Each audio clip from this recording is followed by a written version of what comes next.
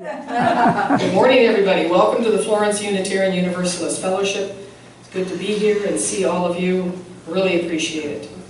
As we start our service, I offer this acknowledgement that we stand and gather on the traditional land of the first people of Florence, the Saisla Indians. We honor with gratitude the land itself and the members of the Saisla Indians, past, present, and future. We're going to start our service, as we always do, with singing Spirit of Life. The words are in your program on the right side. Jeff's going to play Spirit of Life. You're welcome to stand and sing or just follow along however you feel comfortable, okay? So Jeff, Spirit of Life. Oh, we got the Latin one here.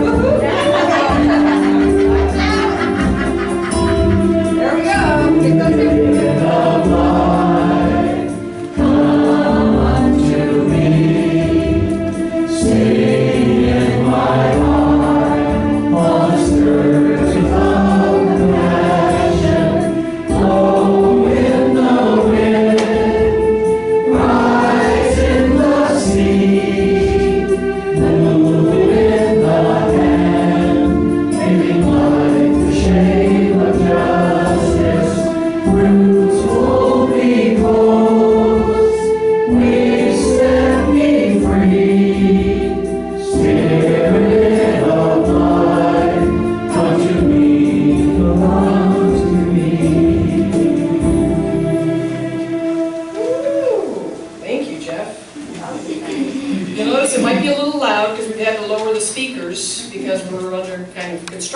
So we took them off the wall and put them a little lower. So if it's too loud,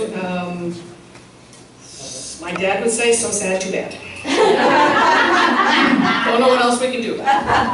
So at the conclusion of our service today, we invite you to join Dean Shrock. Dean will be up front here. So when we conclude service, have your conversation if you want to, but maybe move outside and have that conversation. So he can then have a quiet circle up here and talk about today's message.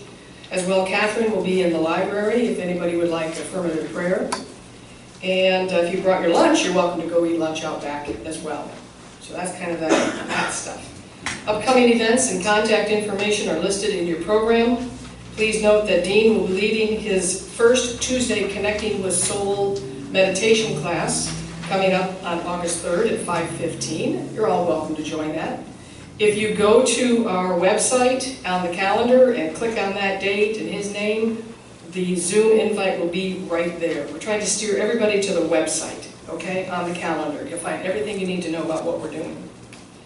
And, today, after I leave here, I'm going to go to the middle school.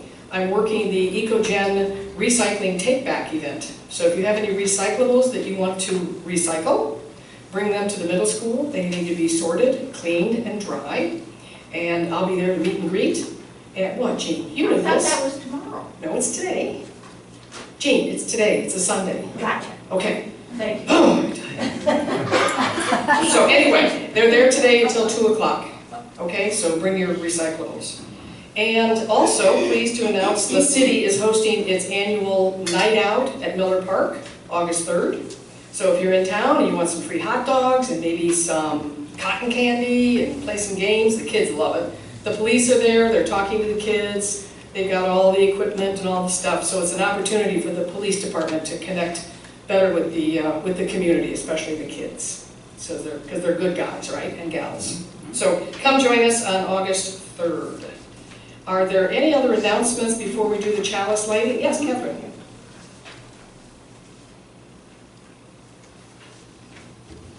Just a little reminder. We had our first care committee meeting in person last week since the first COVID shutdown. It was really great to see anyone. Beginning then, we initiated the first wellness check-in calls, the wellness check calls. I have had several callers come and go, and I am grateful to all of them for their participation.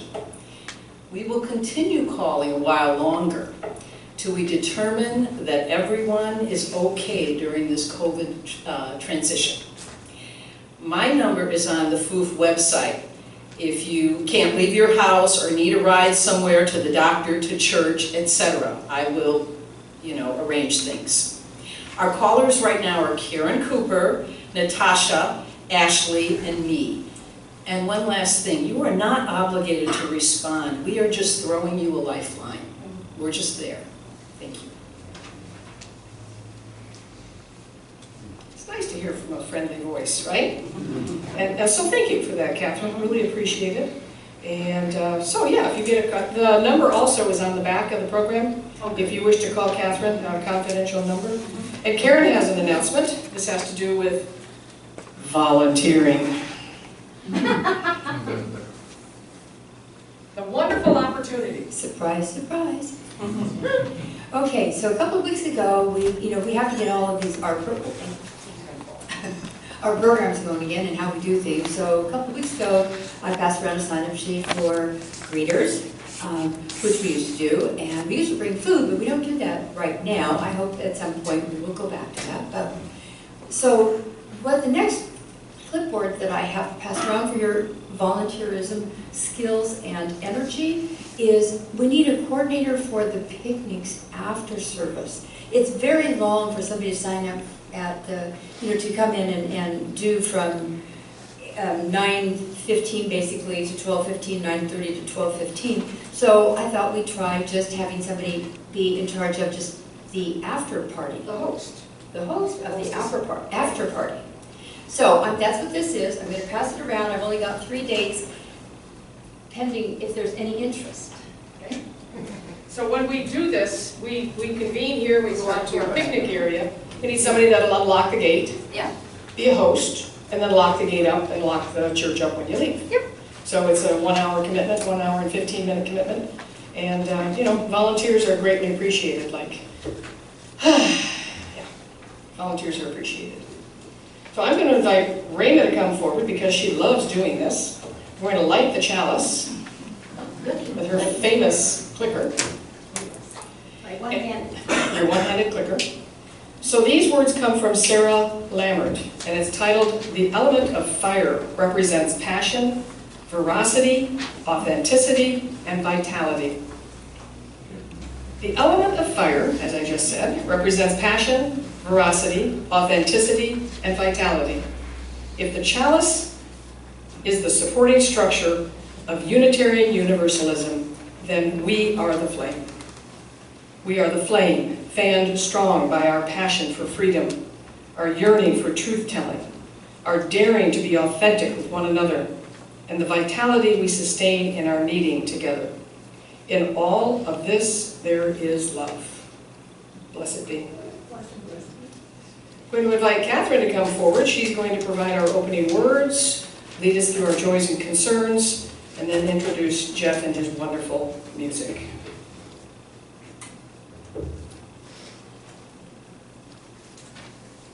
Good morning again. Getting a lot of me today, I guess.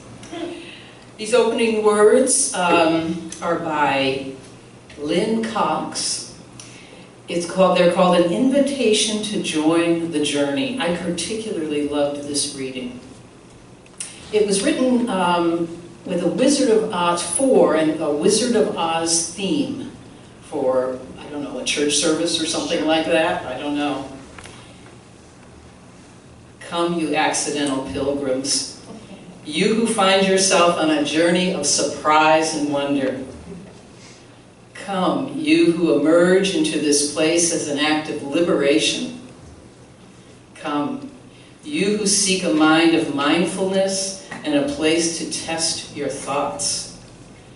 Come, you who bring hearts of all kinds, heavy hearts, rusty hearts, hearts broken open in revelation, hearts full of love to share. Come, you who seek courage, and you who have more courage than you realize. Come, you who stand behind the curtain, gathering up the resources to claim your truth. Come, you who have been in a bubble and who are poised for transformation. We begin our story again, gathering courage, love, mindfulness, and a sense of purpose. We gather as people of all ages, of different abilities, different backgrounds, and different perspectives. We share a covenant, a direction for our shared journey, and a commitment to encourage and challenge one another to spiritual growth. This path will ask much of us. Let us move forward in love. Let us move forward with appreciation of one another. Whoever you are, know that you're not alone. Whatever your gifts, you are welcome to join this journey. Blessed be. Now I'll go into joys and concerns, my usual gig up here. This is the part of the service where we voice our joys and concerns. Oh, yeah, I got a joy. I have a concern. We share, me too, Raymond. We share with our community. So we are not alone with our feelings, our triumphs, or our sadness.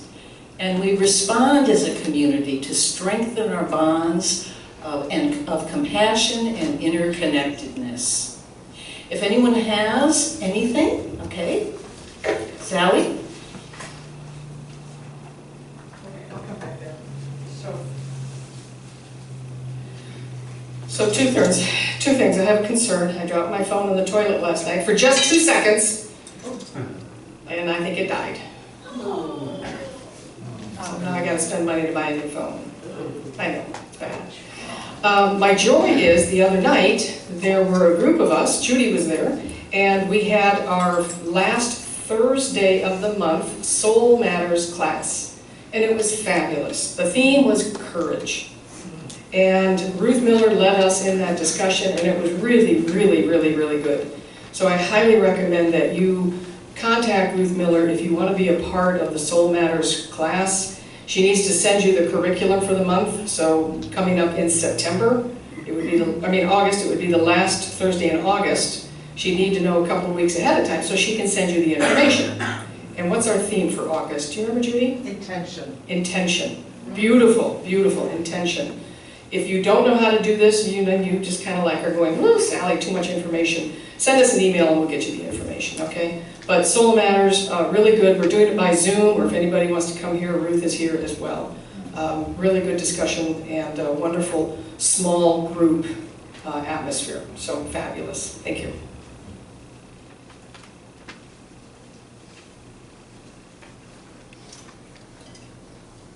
Just wanted to thank everybody for thoughts and prayers for my band buddy John back in Massachusetts. He had his bypass, worked out well. The only thing now, they're trying to adjust the heart rate.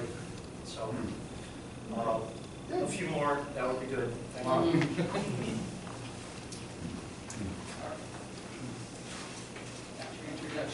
Anyone else? Anyone else for joys and concerns? Anne? Okay. And I have one more too. All right. No, go ahead. Well, speak into that microphone loudly and clear. Turn it on. Technology just defeats Way up there, way up there. First of all, Up close. I want to thank the Care Committee. They reached out to me many times over this last few weeks. And then all the rest of you who have reached out. It's good to know that you've got clouds of love, concern, and sympathy, and a few pies and other good things too. So this group, we're small, but we're mighty. So thanks to the Care and Concern Committee and to all of the rest of you. Dave had his first 3 days of chemo this week. 3 weeks from now, we go back for another 3 days. But we're feeling optimistic, and bless his heart, he's put out his July 31st newsletter for Information Age Education. He's done 4 newsletters since this happened. So keep Dave in your concerns and in your prayers, or in your good thoughts, or whatever else. Thank you. I apologize, I did not ask for an opportunity for those who might want to share if you're a guest here for the first time. Who else has something? Oh, Jill, you're coming up. Why don't you have a seat right there? I just want you to know I have a great joy. Someone who I met back in 2004 when I first moved to Denver. I was working at the bead warehouse, and I met this fabulous woman, Cody, and I've known her longer than anybody in this room. So I welcome you here today, Cody. Good to see you. And so we also have a gift for you. I know you've maybe been here years ago, but this is a book called Windows to the Light. And it's a wonderful book of haiku poems, and Dean has a CD. So again, welcome, and I'm sorry I forgot to ask for introductions, and it's a joy to have Cody here today. Did you want to say something, Jill, or are you just going to sit down? Do you want to say something? Okay. I'm going to hold you might have to take the mask off. Oh, yeah, so we can hear you. And you need to speak into the microphone. Really loud. Hello. Hello. This is Jill. I just want to thank the Unitarian very much for inviting Amara Grace to do a concert here next Sunday at 3 o'clock. She's a wonderful singer-songwriter who writes for all of what our concerns are in this church, and namely love, you know. And it's just profound, her words. So please come and enjoy. You're all invited. And 3 o'clock here next Sunday. It'd be great to see you. And I think there's a request for a $20 donation. So as you come in, a $20 donation would be appreciated. Or afterwards. Or not expected, but certainly appreciated. Afterwards. But, you know. Thank you, Jill. Whatever. Nobody's turned away. Thank you. I think that's it. That's all I have to say. I'm sorry.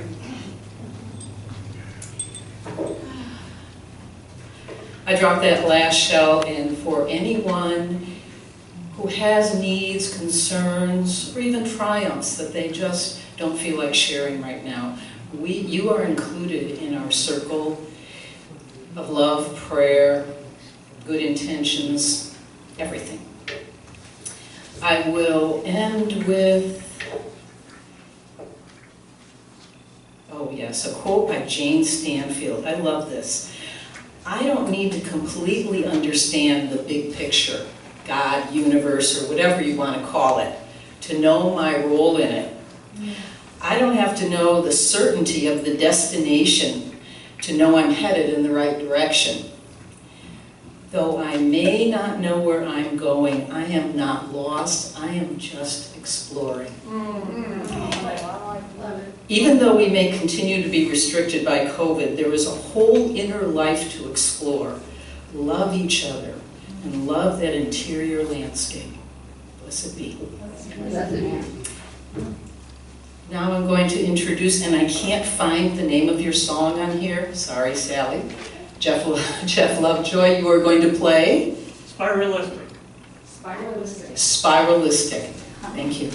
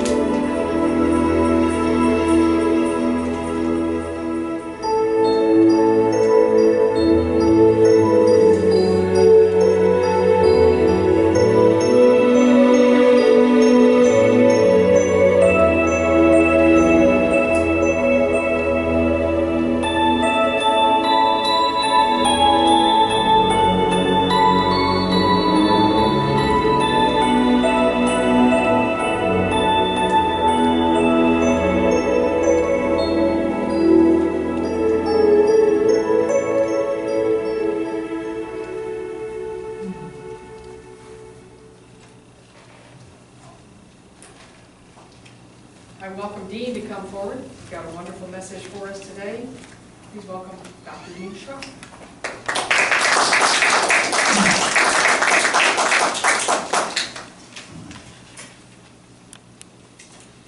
Thank you. Thank you for being here. I love seeing you, reconnecting with you. Thank you so much. I just want to, before I get started, reiterate some of the things that have already been said. And the spirit of giving that you do so well is so where it's at. So an extra encouragement, suggestion, that you take advantage of the special programs offered, like by Dr. Ruth Miller and her Soul Matters group. She's special, and this is a very, very good thing. Donna Smith's, everything, and all of the board, your leaders, your volunteers. I really appreciate it. Again, encourage you to take advantage of these programs. Thank you. Good. So, from the Soul Matters themes for this month, as already mentioned actually, is the theme for this month is how do we live by intention? Immediately when I thought of the subject and then what I might say, some of you might already be thinking ahead of me in all of my work with guided imagery and how I learned through my own very strong interest early in my life about what I used to just call the power of the mind.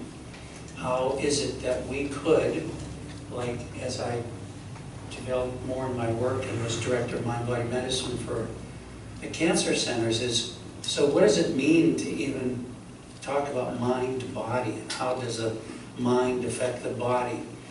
And I don't know that I need to get into more of that, and hopefully you really do appreciate that this is very real and very serious, that how you think, what you think, how you feel dramatically affects your structure and function. Well, it's much greater than that, actually. And I know I was going to say this in a little bit, but I'm reminded right away that one of the, I don't know if there's still room left in the Power of 8 group, but one of the groups that is developed out of FOOF is the Power of 8 group, which was developed by Lynn McTaggart. And if you're part of that group, you're very, very fortunate. Anyhow, I was pleased to check with Deborah early today and see if she actually had this workbook from Lynn McTaggart, which came out actually before her Power of 8 stuff. And I was pleased to know in a way that she didn't have it. I'm glad then to lend it to her. And also her book, The Intention Experiment, even though Lynn McTaggart is actually a journalist, she's done wonderful research. She's an excellent resource. And interestingly, her book is subtitled, Using Your Thoughts to Change Your Life and the World. So again, it's just a reminder that this is not small, and there's so much more you can do through your thoughts and your intentions to take back control of your life. I do want to remind you, though, of some of the things that I have found that are really, I think, worthy of, I guess, reinforcing that you really can do more than you have any idea, that you have so much more power within yourself. And so I was reminded how early in my life, when I was first learning about this, I had suffered from hay fever for about 15 years. And I don't want to equate hay fever with some of the other more serious things that I've worked with, but if you have hay fever, you have to be pretty miserable. So some of you already know. And so when I learned to use guided imagery to rid myself of that for 10 years, the first time I really started to use it, well, first, honestly, initially I was skeptical, but I couldn't deny that I didn't have the hay fever again for a long time. And then I even used it to control my weight, to stop smoking. And I know I've shared with you before about how when I had torn up my knee playing soccer in college, and then told by the orthopedic surgeon I would need surgery, within 10 years it turned out to be 12. My knee really hurt, and I was losing mobility. And the doctor who taught me about guided imagery initially said, hey, why don't you use it and not have to have the surgery? And again, initially, believe me, I was not just like, he's partly, this guy's nuts. How do you do that? I mean that well, but it's just I want you to understand that it's natural to not just easily buy into, right, I don't need the surgery, I can do this with my mind. But within 2 days, I had no pain. And by the end of the week, I had full use of my knee. I've never had surgery. So there's a lot you can do. And then, of course, with my professional career, what I've learned that you can really use this to affect the most serious kinds of things, from chronic pain to AIDS to cancer. And what I've been finding more recently, maybe because of our age, people are having problems with their knees and hips, and be able to help people with guided imagery, even if they do have the surgery, to imagine that it goes really well. And I don't think I've ever had an instance where it didn't go much better than anticipated, including early discharge, less pain, less use of medication, and so forth. Because right now we're at the time of the Olympics in Tokyo, I don't know if many of you are following this, but it also reminded me of some other things. And I don't want to beat a dead horse with this, but I want to get your attention about how powerful your thoughts and intentions really are. Because when you think about the Olympics, these guys are good, these women are good, they're the best, right? So imagine, do you think they need guided imagery to assist them? Do you think it would help them, even at that level? And I want to tell you, absolutely. When I was much younger, first getting started, and it's more than 40 years ago now, I had a good friend, his name was Bill Reith, and he was a gold medalist from the Pan Am Games in fencing. He was then the coach for the fencing team at Cleveland State University. And I was in Cleveland for many years, and that's where I first met my great friend and mentor who taught me about all of this stuff. And so Bill was very interested in what we were doing. We actually set up an experiment where we could time very accurately how long it took for a fencer to hit a target. So there would actually be a light come on that would start the timer, and as soon as the fencer saw the light, strike the target and time the reaction time. And what we found is that half the team who practiced mentally along with their normal practice, compared to those who just did their normal physical practice, did 25% better, the reaction. Boy, I'm feeling this. If you can imagine in this competition, when you watch how serious this is, and some of these swimming events in particular, 0.02 of a second difference in their performance, how would you like to improve your reaction time by 25%? Good. You're getting it. Cleveland State went from, they were very good, from being ranked 12th in the country before they did this to 5th in the country. And then there was another fellow, his name was Vincenella. And this story is a little gruesome, but again, it just points out what you can do even at this very highest level. Vince was a power lifter, very, very strong. And the idea is you had to do this squat and I don't know whatever else, but lifting this ridiculous amount of weight. Anyhow, he told me how his biggest problem was it was so much weight that he would, in the gripping the bar, he would literally rip the skin off his hands. So he wanted to be able to, in fact, overcome that so he could really perform. And so not only was he able to do that, but he got insight in doing these exercises when you go in within to do this, how to actually hold it in a way that wouldn't take the skin off his hands. So again, some really striking examples of how I've seen this really can be used.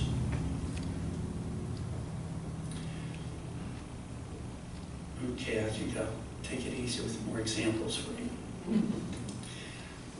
But now I want to point out what I've called the flies in the ointment. I make it sound like you can do this, which you can. I kind of bore you sometimes with my reminder about the placebo effect. Your beliefs and expectations are as powerful as any medical treatment, no exaggeration. You must control for your beliefs and expectations in doing research to actually prove the effectiveness of a treatment. But in this case,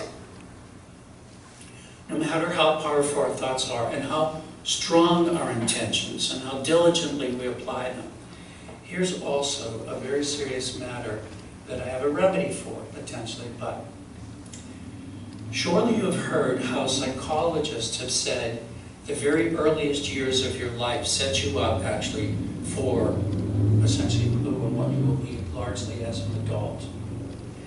But here's part of what happens in that process And essentially you're this sponge as a child, and you're very strongly conditioned, largely by your parents, but also your community and culture. So, what were your parents' beliefs? So sometimes I make people smile at what I'm about to say, and sometimes it maybe doesn't seem so funny. You are a lot like your parents. So the deal is, though, you carry that over, even though now all you might be doing, you might all be doing this great work, envisioning, intending what it is you want in your life now, but at a deeper subconscious level, you have what is sometimes called a sponsored thought, beliefs that in fact still are holding you back. And here's another, and it's a little sensitive potentially, but what was your religion, your early religious training? What were your parents' early religious training? And again, please appreciate you're going to be highly influenced. I don't care where you are in your life now, deep within you, when you're this sponge, there's still some of these carryover strong beliefs. So, what about the idea of being born in sin? Lots of guilt and shame, a punitive God, Satan, hell. So as adults, we can question this, and I think for good reason. What were you taught?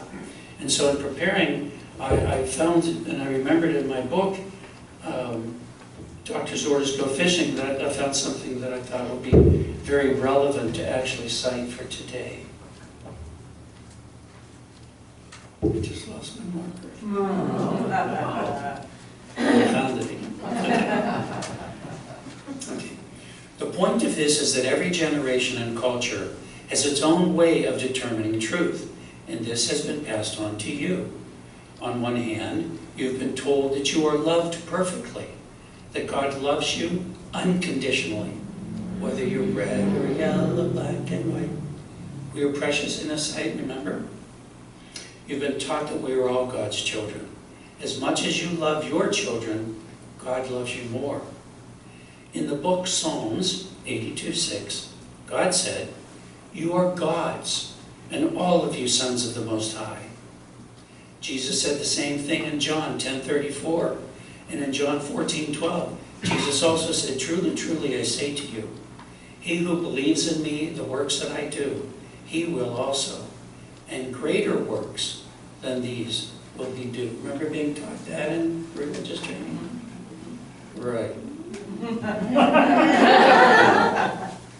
On the other hand, you've been told and asked to repeat affirmations like, "We are unworthy of you, O Lord. We are like worms groveling in the dust. We are made to believe that we are undeserving of God's love." I have a friend in the clergy who says that you'd think we were born with one foot in hell and the other on a banana peel, and we're ready to go any moment. Okay. So appreciate again that even though you can increase your odds tremendously in doing this, that don't give up. But again, I still have an antidote coming on free that I think can really also help tremendously. So another one, before I get to the more positive, is, let's just call it worry or worrying. You know, as much as we intend well and mean well, my opinion for most people is that you spend more time worrying than you do focusing on things are going to go just great. And all of your thoughts count. In fact, you are constantly thinking, therefore you are constantly creating. So one of the things I thought to do, I don't want to take extra time today, but at least to remind you, and if we had time yet today, create an affirmation that when you catch yourself worrying, it'll bring you back to something very positive. And so just what I do, whether or not you choose to have an affirmation that's similar, is I align with love. Shelley and I are happy and healthy. Whatever it is, get your mind off of the worry, because you are honestly then creating or contributing to creating exactly what you don't want. Do you understand that? Okay, because I think like we had visitors this week, more than normal by far, and invariably say, "Have a safe trip," you know, But then you end up worrying if they're gonna get there, say, make sure you call me when you get there, not because they're thinking, oh, this is gonna be great, everything's gonna do well, right? Okay, so we really need to think a little more about our thoughts and how we really intend and focus more on that everything turns out just grand. Okay, here's the antidote. Meditation. And I know because I teach this, and I know that I've even had to learn it myself, that a lot of people don't easily gravitate toward this for whatever reason. You know, the idea that whether it's somehow associated with Eastern religions and then whatever that may do to hold some people back, or the idea that you just want results or something a little sooner, faster. But for those of you who are participating in my meditation Zoom class, which I encourage you to do, you know how we always start in a way that I let you know right away. You can get insights to your concerns right now. I don't care if you've had any experience with meditating before. But here's what happens. I was reading about as I was preparing for this talk, is in that process, of course, we access a deeper and wiser aspect of who we are. And, in fact, it's the historic purpose of meditation, to help you determine more truly who you are. In quantum physics, I'm one of my favorite physicists, and at least helping me make more sense of some pretty unusual stuff, is a Dr. David Bohm, B-O-H-M, if anyone wants a reference or wants to check into his work. Anyhow, we know at the smallest of the small level, you get to subatomic matter and even smaller, that there's really just what might be called potential energy. There's no form. And Dr. David Bohm calls this a primary reality, and that it is one of complete harmony, order, and compassion. In fact, he calls it an energy field of love. And what happens is that as a result of focusing and using our physical senses, which is as normal and natural as can be, we don't appreciate that there's a whole other reality. He would say an infinite reality. And so what also happens is our physical senses limit what we can perceive, but also our thinking limits that as well. So meditation is a means to transform the mind of conditioned thoughts. When the brain becomes quiet and sympathetic with the underlying universal frequency, primary reality, we perceive a new reality which actually literally reprograms the brain. You are in partner with the universe, which is 100% benevolent. You are perfectly safe and loved. But thoughts are like a blueprint for manifestation. What is your intention? And so here's where I just wrote as a possible affirmation for you. I look forward to all the good that awaits me. Again, I can't tell you how certain I am that the universe is completely benevolent. I remember one time being asked about the idea of, do you learn love or do you earn love? And I remember thinking at the time, yeah, you have to earn it, but I'm so much more certain now. Love is, grace is. It's a matter of opening to it.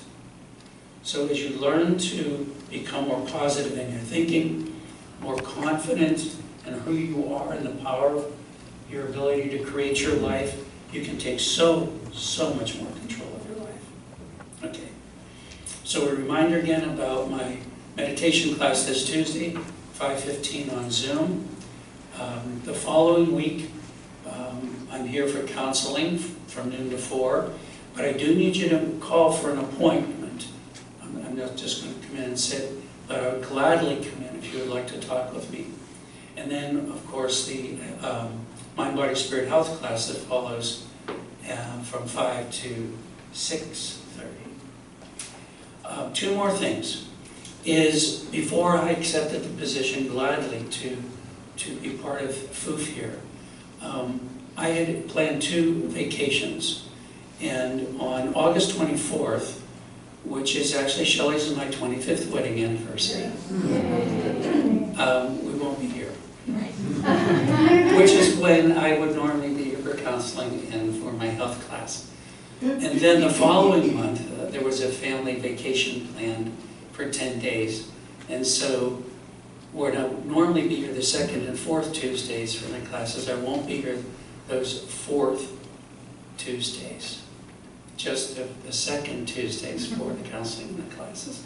And I appreciate your understanding with that, for that. And then, Shelley and I have been busy. I've got a new website, and because I'm still writing my new book, it's going to take a while, but as a way to help me market it and just share the information, I've created podcasts of the chapters of my new book. And so starting August 5th, this upcoming week, I will have a newsletter that will have a podcast of the introduction and first chapter. And if you just go to my website, deanshrock.com, you can sign up so you will get that newsletter. Also, what I think you'll be interested in as well is that because I want to create a new article for that newsletter every month, and because I spent a fair amount of time creating this presentation, I've already made an article that's a very good summary. Actually, it's probably better than I talk because I can really focus and make it organized. But anyhow, so very briefly, you can also then get that article to read that would come out monthly if you choose to do that. I think I've covered it. Business cards. Oh, Shelley says to remind you, I have business cards in the back that have my website on it. In case if you want that reminder to sign up so you can get the podcast and the articles. And phone number. Oh, and my phone number? For appointments. For appointments. My secretary. So I also, of course, look forward to gathering with you yet today if you choose to sit around talking about this. Thank you very, very much.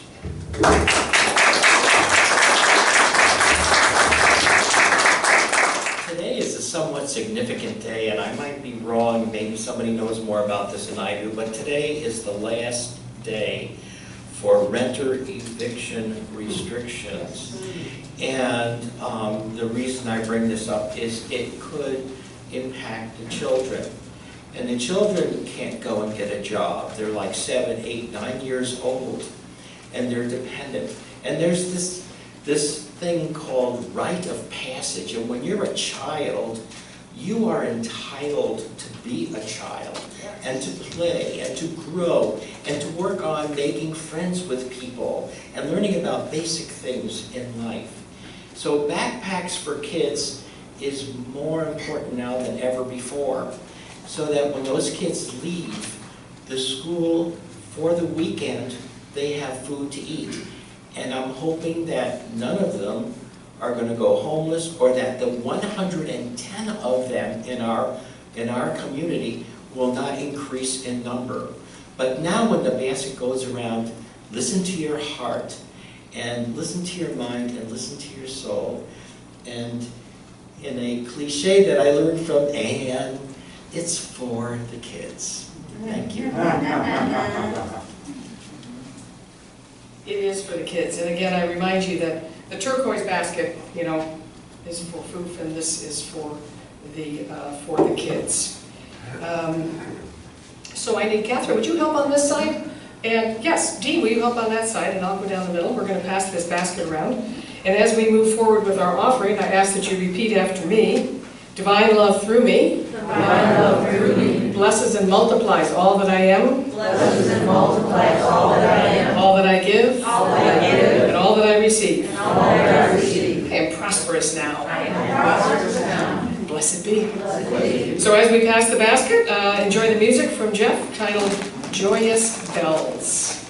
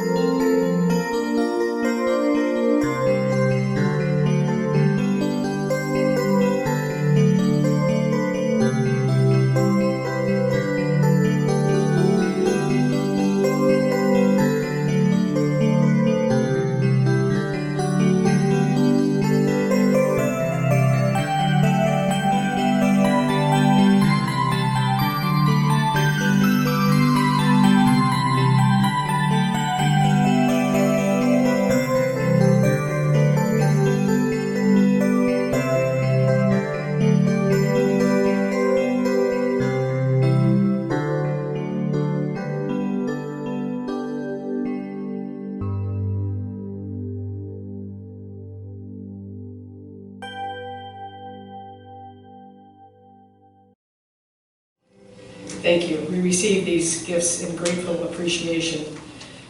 I wish more could be with us today, but we are recording this, and it will be available as soon as we can get it uploaded and out to everybody. It may be tomorrow, maybe Tuesday, but we'll get the message out there, okay?